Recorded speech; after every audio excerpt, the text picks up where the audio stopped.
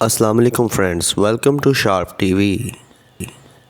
دوستو، نواب صادق محمد خان عباسی بہاولپور کے 1907 سے 1966 تک کے نواب رہے۔ نواب صادق محمد اپنے والد کے انتقال کے بعد صرف 3 سال کی عمر میں بہاولپور کے نواب بن گئے تھے۔ ان کے بڑے ہونے تک ایک کونسل نے بہاولپور کے انتظامات کو سنبھال رکھا تھا۔ پاکستان بننے کے بعد بہاولپور ریاست پاکستان میں شامل ہو گئی، لیکن ایک آزاد ریاست کی حیثیت سے کام کرتی رہی، جس کا اپنا خزانہ تھا اور اپنے امور وہ خود چلاتے تھے۔ دوستو، یہ بات بہت کم لوگوں کو پتہ ہے کہ نواب صادق عباسی کتنے سخی انسان تھے۔ پاکستان بننے کے بعد انہوں نے حکومت پاکستان کی بے حد مدد کی۔ نواب صادق محمد نے اس دور میں 7 کروڑ پاکستان کے خزانے میں شامل کیے تھے۔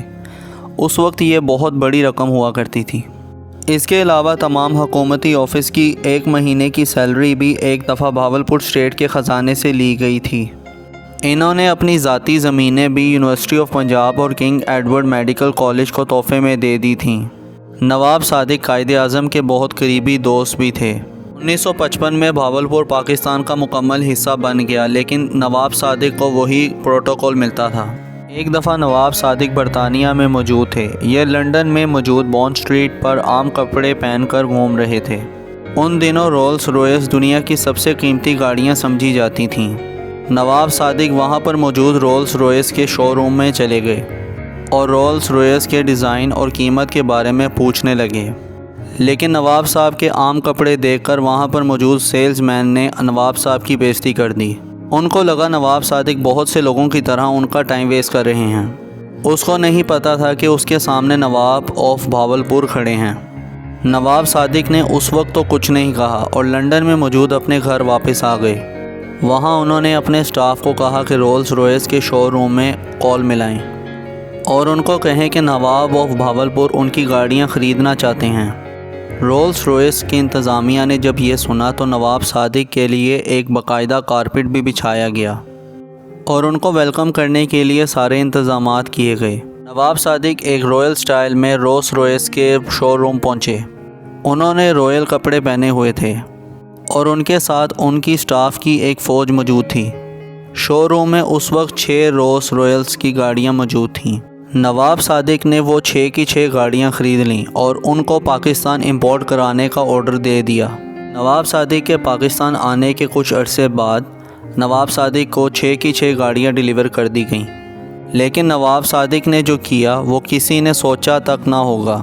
نواب صادق نے اپنی بے عزتی کا بدلہ لینے اور رولز رویس کو سبق سکھانے کے لیے بہاولپور ریاست کے میونسپل ڈپارٹمنٹ کو حکم دیا کہ وہ ان 6 قیمتی رولز رویس کو اپنے پاس رکھ لیں اور ان کے آگے جھاڑو اور موپ لگا کر ان سے صفائی کا کام لیں۔ دنیا کی سب سے قیمتی اور مہنگی گاڑیاں بہاولپور میں کچرا اور کوڑا صاف کرنے اور اٹھانے کا کام کرنا شروع ہو گئیں۔ یہ خبر دنیا میں دیکھتے ہی دیکھتے پھیل گئی اور رولز رویس کے لیے بہت بڑا دھچکا ثابت ہوئی۔ ان کی اہمیت دنیا میں کم ہونے لگی۔ یہ ایک مذاق بن گیا کہ اتنی مہنگی گاڑی تو ایک جگہ پہ کچرا اٹھاتی ہے۔ رولز رویس کی ریپوٹیشن خطرے میں پڑ گئی۔ اس سے رولز رویس کا ریونیو کافی گر گیا۔